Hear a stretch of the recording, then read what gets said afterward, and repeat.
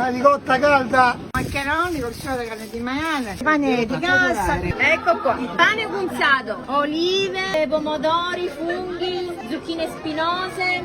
Porchetta, sì. Si prepara nel forno a legna, salsiccia tradizionale. La del puzzole, la pasta del pane fritta.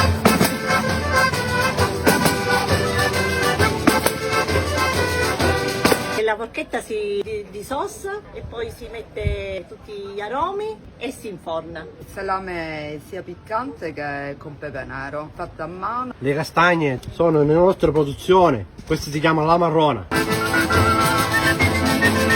Maccheroni al sugo di maiale. Le belle caldarroste, guarda che sono un amore. E crespelle. Abbiamo ricola, abbiamo maccheroni.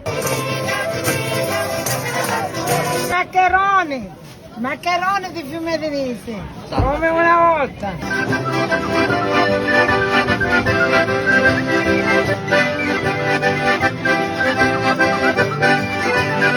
Pancetta, salume di diverse tipi, Capocollo. capocollo, c'era la porchetta, è finita perché qua la porchetta finisce subito. Questa è nostra produzione.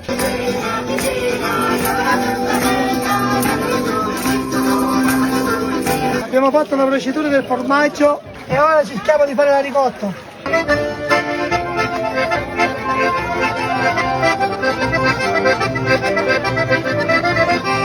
Cerchiamo di tirare fuori il siero, ma già la duma si può mangiare anche subito al momento. Per fare il formaggio dopo 20 giorni.